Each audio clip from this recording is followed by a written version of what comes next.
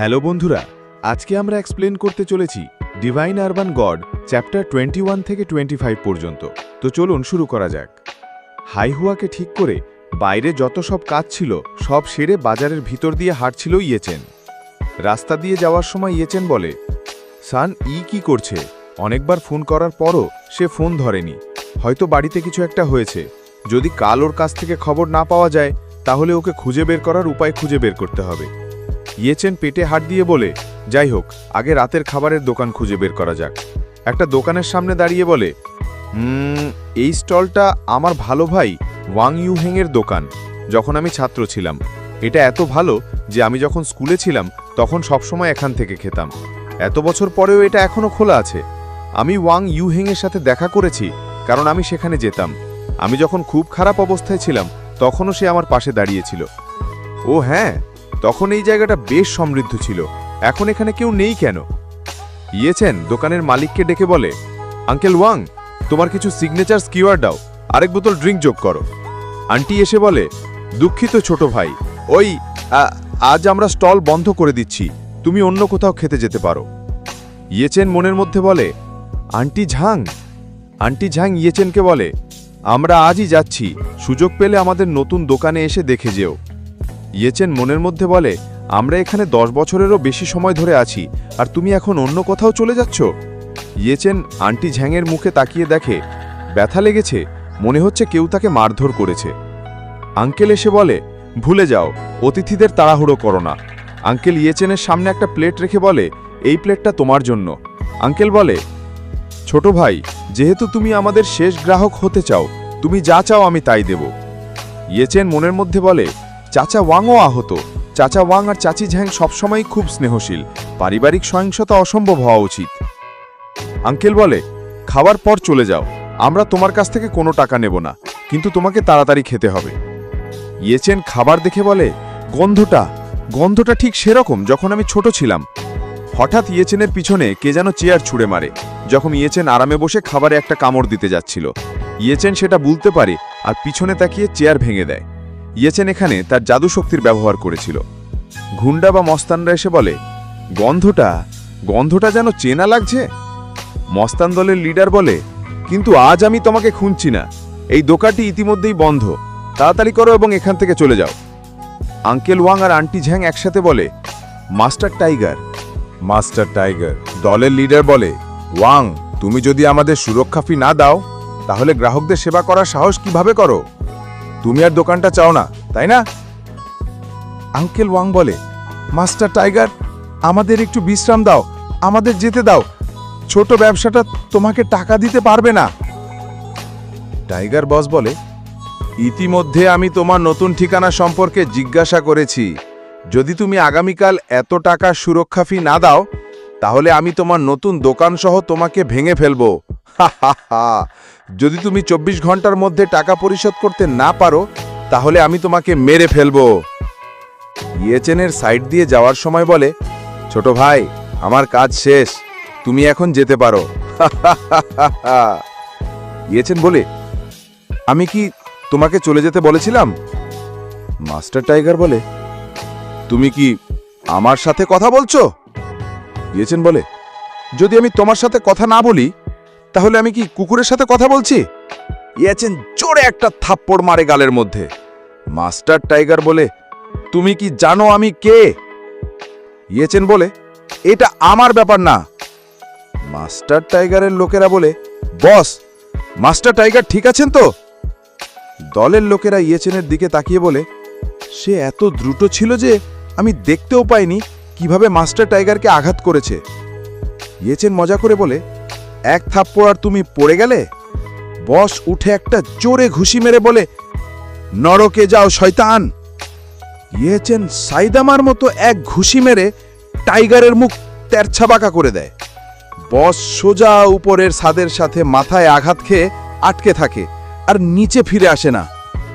বসের চাকর হতভাগ হয়ে বলে, বস, এটা অনেক বেশি। ইয়েচেন বাকি দলের লোকদের দিকে তাকিয়ে বলে, নিজেই হামাগুড়ি দাও এবং গড়াগড়ি দাও। যদি তুমি আবার এখানে ফিরে আসো আমি তোমাকে কথা দিচ্ছি পরের বার আমি তোমার সাথে এত সহজ ব্যবহার করব না। ইয়েচেন বলে, তোমরা সবাই হাঁটু গেড়ে বসে আছো কেন? টাইগার দল সব ভিজে বেড়াল হয়ে বলে, আমাদের ক্ষমা করে দিন, আমরা আর এটা করার সাহস পাবো না। ইয়েচেন বলে, তাহলে কি? টাইগার বস মার খেয়ে মুখ ফুলে গেছে। বস বলে, দুঃখিত, আমরা আর কাকু ওয়াংকে বিরক্ত করার সাহস করব না, দয়া করে একটু বিরতি দিন। ইয়েচেন বসের মাথায় হাত দিয়ে ভয় দেখিয়ে বলে, যদি আবার কখনো তোমাকে এই রাস্তায় দেখি। বস ভয় পেয়ে বলে, হ্যাঁ হ্যাঁ, আমরা এখান থেকে বেরিয়ে যাব। ইয়েচেন রাগ করে বলে, বের হয়ে যাও চোখের সামনে থেকে। বস এখান থেকে চলে যাওয়ার সময় বলে, স্যার আপনার করুণার জন্য ধন্যবাদ। ইয়েচেন মনের মধ্যে বলে, এই কথা বলে আমি দোকানে একটা গোলমাল করে ফেলেছি। ওদের চলে যাওয়ার আগে আমার উচিত ছিল ওদের দিয়ে পরিষ্কার করিয়ে নেওয়া। আঙ্কেল ইয়েচেনকে দেখে বলে, এটা কি হতে পারে? তুমি ইয়েচেন? আঙ্কেল খুশি হয়ে বলে, এটা সত্যি তুমি? ইয়েচেন, তুমি সত্যিই বেঁচে আছো। ইয়েচেন বলে, তোমার কি মনে আছে আমি কে? আঙ্কেল বলে, তোমার বাচ্চার এত অ্যাকাউন্ট আছে, আমি তোমাকে কিভাবে ভুলতে পারি? আন্টি বলে, ইয়েচেন, এটা আসলে তুমি? তুমি লম্বা শক্তিশালী হয়ে গেছো, আমি তোমাকে প্রায় চিনতেই পারিনি। আঙ্কেল বলে, তুমি ফিরে এসেছো, গডের করুণা। ইয়েচেন বলে, আঙ্কেল ওয়াং, আন্টি ঝাং, আমি ফিরে এসেছি। দাদু অ্যাপার্টমেন্টে ইয়েচেন সানির বাসায় চলে আসে। ভেতরে মিস ঝিয়া রুওকসু দাঁড়িয়ে আছে। ইয়েচেন চিনতে না পেরে মনে করেছিল সান এ। তাই ইয়েচেন বলে, তুমি ফোনে সাড়া দিচ্ছ না কেন? আমি সম্প্রতি একটা সুন্দর খাবারের দোকান খুঁজে পেয়েছি, চলো একসাথে খাই। ঝিয়া পিছনে তাকিয়ে ইয়েচেনের দিকে, আর ইয়েচেন চিনতে না পেরে বলে, তুমি? ঝিয়া ইয়েচেনকে দেখে বলে, তুমি ইয়েচেন? আর ইয়েচেন ঝিয়াকে চিনতে পারে না। ঝিয়া বলে, কি তুমি আমাদের কোম্পানির রিসেপশন ডেস্কে আমার সাথে দেখা করার জন্য অনেক বড় চুক্তি করেছো, এখন আমাকে দেখলে চিনতে পারো না? ইয়েচেন বলে, ঝিয়া রুওকসু, তুমি এখানে কেন? ঝিয়া চাবি দেখিয়ে বলে, সান ই আমার সবচেয়ে ভালো বন্ধু, আমি তার বাড়িতে খেলতে যেতাম, সে আমাকে সুবিধার জন্য চাবি দিয়ে দিয়েছিল। ওর সাথে তোমার কি সম্পর্ক? ইয়েচেন বলে, আমার থাকার কোনো জায়গা নেই, সে এখন আমার বাড়িওয়ালা। ইয়েচেন মনের মধ্যে বলে, এটা কি ঝিয়া রুওকসু? মাস্টার আমাকে ওকে বাঁচাতে বলেছিলেন, ওকে দেখতে স্বাভাবিক লাগছে, ওকে বিপদে পড়ার মতো মনে হচ্ছে না। ঝিয়া বলে, এই মেয়েটা সান ই, ওর সাহস যতটা ভাবা যায় তার চেয়েও বেশি। ইয়েচেন কফি বানিয়ে বলে, তুমি দেখতেই পাচ্ছ সানি এখন বাড়িতে নেই, তাহলে অফিসে তুমি তাকে কি বলতে পারো না? ঝিয়া মনের মধ্যে শখ হয়ে বলে, এই লোকটি কি এটাকে নিজের ঘরের মতো করে দেখছে? ইয়েচেনকে বলে, আমি তার সাথে যোগাযোগ করতে পারছি না এবং আজকের উচ্চস্তরের সভায়ও তাকে দেখতে পাইনি, তুমি কি জানো সে কোথায় গেছে? ইয়েচেন বলে, তুমি বলতে চাইছো সান ই চলে গেছে? ইয়েচেন মনের মধ্যে চিন্তা করে বলে, ঝিয়া রুওকসুও যোগাযোগ করতে পারছে না, এটা কি সত্যি সানির সাথে কিছু ঘটেছে? এমনকি এটাও হতে পারে যে সে আমার শত্রুদের লক্ষ্যবস্তুতে ছিল, কিছু একটা সমস্যা হয়েছে, আমাকে ওকে খুঁজে বের করতে হবে। এই বলে সান ইকে খুঁজতে যায়। ঝিয়া বলে, এই তুমি কোথায় যাচ্ছ? ইয়েচেন বলে, এটা তোমার ব্যাপার না। ঝিয়া রাগ করে বলে, কি? আমি এখানে আছি আর তুমি চলে যাচ্ছ, এখন কি তুমি আমাকে খুঁজছো না? ইয়েচেন জিয়াকে বলে, আমার পিছু থেকো না। জিয়া হতবাক হয়ে দাঁড়িয়ে থাকে আর রাগ করে বলে, তোমার সাহস আছে? রাগে তার শরীর থেকে আগুন বের হয় আর বলে, ইয়েচেন, তুমিই প্রথম যে আমাকে এই ধরনের কথা বলা সাহস করেছ। তোমার হাতে কি শুধু একটা ভাঙা প্রেসক্রিপশন নেই? জিয়া রাগে তার হাতের নখ খেতে শুরু করে আর মনের মধ্যে বলে, আমি একবার তার বিরুদ্ধে তদন্ত করার জন্য একজন ব্যক্তিগত তদন্তকারীকে পাঠিয়েছিলাম, কিন্তু তার তথ্য খালি ছিল। এর থেকে কেবল একটি বিষয় ব্যাখ্যা করা যায়, তার তথ্য ঊর্ধ্বতন কর্তৃপক্ষ দ্বারা সুরক্ষিত এবং সাধারণ মানুষ তা অনুসন্ধান করতে পারে না। এর মতো একটি লোক এই গ্রুপের পক্ষে দুর্দান্ত ব্যবহার হতে পারে, তবে সে আমার দিকে তাকিয়ে আছে, আমি একজন প্লেগ। ইয়েচেন বাইরে বের হয়ে আসে। এটি অপ্রিয়তিকর দিলেও আমাকে এটি সহ্য করতে হয়েছিল। আমি জিয়াংচ্যাংয়ে আমার নিজের ব্যবসা শুরু করার জন্য জিয়া পরিবার ছেড়ে চলে গিয়েছিলাম, নিজেকে প্রমাণ করতে পারি না। জিয়া রাগ করে বলে, সেই প্রথম আমার কাছে এসেছিলেন। ইয়েচেন বাইরে বের হয়ে বলে, জিয়াংচ্যাং এত বলো এবং আমার নিজস্ব গোয়েন্দা নেটওয়ার্ক নেই, তাই সানিকে একা খুঁজে পাওয়া খুব কঠিন হতে পারে। এমনকি যদি তাকে খুঁজে পাওয়া যায় তবে অনেক দেরি হয়ে যাবে। আমি আবার তার সাথে জড়িত হতে চাইনি, তবে আমার ধারণা আমার দরকার। ইয়ানলং বিল্ডিং, এখানে সেই ফিমেল পুলিশ অফিসারের ভাইকে দেখানো ড্রাগন টিমের কমান্ডার। এই কমান্ডারের কাছে কল আসে। সেই কল দেখে বলে, বিশ্বের 6 জনেরও বেশি লোক নেই যারা এই নাম্বারটি জানে। কমান্ডার ফোন ধরে বলে, কে এটা? ফোন করা লোক বলে, এটা আমি, আগাম। এমনকি এই নম্বরটি পরীক্ষা করার বিষয়ে ভাববেন না, এই কলের পিছনে আর কেউ না, ইয়েচেন। ইয়েচেন বলে, যদি আমি জানতে পারি যে আপনি আমার পাশের লোকদের ব্যবস্থা করছেন, তবে আমি আপনাকে আপনার জীবন সহ সমস্ত কিছু দিয়ে দিয়েছি। আমাকে কাউকে খুঁজে পেতে সহায়তা করুন। তার নাম সানি, হুয়ামেই গ্রুপের পরিচালক। 10 ঘন্টা আগে যোগাযোগ হারিয়েছেন। তিনি এখন কোথায় আছেন তা আমার জানা দরকার। 5 মিনিটের মধ্যে আমি সবকিছু জানতে চাই। কমান্ডার বলে, 3 বছর। আমি এই ফোনটি 3 বছর ধরে রেখেছি। আমি প্রতিদিন এবং প্রতি রাতে এটির অপেক্ষায় রয়েছি। আপনি অবশেষে আমাকে ফোন করেছেন মাস্টার। এর মানে হলো ইয়েচেন এই কমান্ডারের মাস্টার। কমান্ডার ইয়েচেনকে বলে, মাস্টার, আমি সানি এর খবর পেয়েছি। জিয়াংচেংয়ের মতে তার ভাইয়ের অবস্থা দুপুর 11:20 খারাপ হয়ে যায় এবং জরুরি সার্জারি প্রয়োজন হয়, যার খরচ ছিল 7 লক্ষ ইউয়ান। এই সময় সানি 3 জনকে ফোন করে। প্রথমজন ছিল একটি বন্ধকি কোম্পানি। সে গাড়িটি 50,000 ইউয়ানে বিক্রি করে দেয়। আমার কাছে আরও বিস্তারিত তদন্ত আছে, আমি কি তোমাকে পাঠিয়ে দেব? ইয়েচেন বলে, না, এটার কোনো প্রয়োজন নেই। ইয়েচেন মনের মধ্যে বলে, নিশ্চিতভাবেই কিছু ঘটেছে। তুমি কোথায় আছো তা জেনে রাখা ভালো। জিয়াংচেং, পঞ্চম পিপলস হাসপাতাল। এখানে সানি হাসপাতালে অপেক্ষা করছে। সানি বলে, আমি ইতিমধ্যে সব জমা টাকা তুলে নিয়েছি, আর গাড়িটাও বিক্রি হয়ে গেছে। হাউজের সার্জারির জন্য এখনও 3 লক্ষ ইউয়ান বাকি আছে। আর কোনো উপায় নেই কি? সানিয়ের বাবা সানিয়ংগুই বলে, পরিবারের সমস্ত অর্থ বের করে দেওয়া হয়েছে, তাই আমি কেবল এটি তোমার দ্বিতীয় মামার কাছ থেকে ধার নিতে পারি। সাম্প্রতিক বছরগুলিতে তিনি ব্যবসায় প্রচুর অর্থ উপার্জন করেছেন। সানির মা জাং ইউনলান বলে, আমি ইতিমধ্যে তাকে ডেকেছি, শীঘ্রই তিনি এখানে আসা উচিত।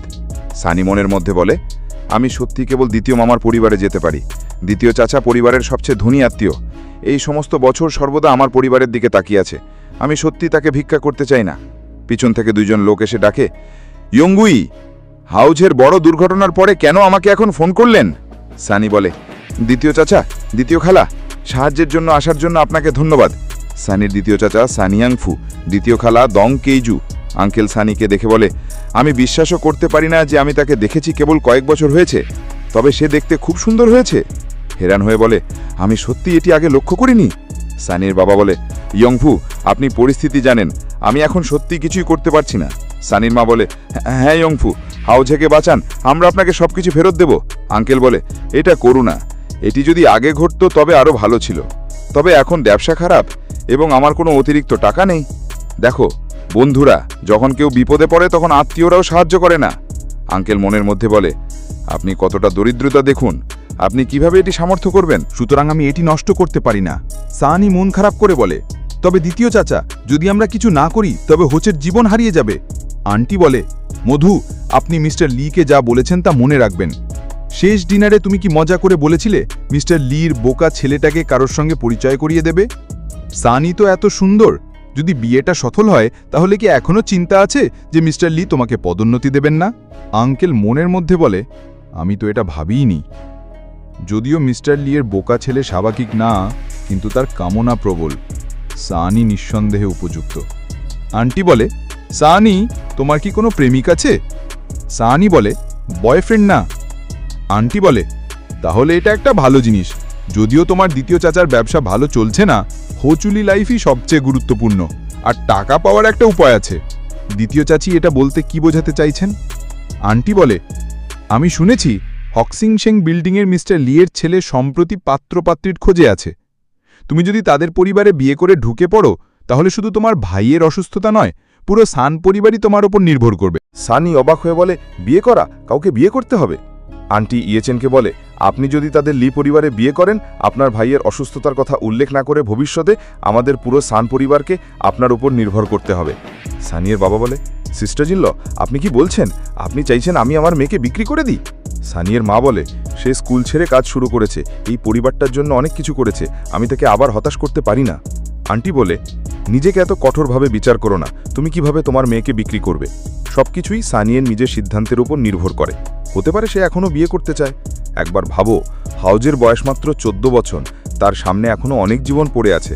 তুমি কি সত্যি তাকে মরতে দেখার মতো শক্ত হতে পারো? তুমি তার নিজের বোন, তুমি তাকে বড় হতে দেখেছ। সানিয়ের বাবা বলে, আমি একজন ব্যর্থ বাবা, আর টাকা রোজগার করতে পারি না, আর এখন আমার মেয়ের কষ্ট দেখতে হচ্ছে। সানিয়ের মা বলে, এটা কি আমাদের পরিবারের ভাগ্য? আন্টি মনের মধ্যে বলে, কি নাটক। আঙ্কেল বলে, ধনী পরিবারে বিয়ে করা ভালো বিষয়, তোমার পরিবার আর কখনো টাকার অভাবে মুখবে না। আর আন্টি বলে, তুমি জানো হাউজের পরবর্তী চিকিৎসার খরচও অনেক টাকা। হঠাৎ পেছন থেকে চিৎকার করে বলে, কে চাইছে আমার প্রেমিকাকে অন্য কাউকে বিয়ে করাতে? সানি পিছনে তাকি বলে, ইয়েচেং।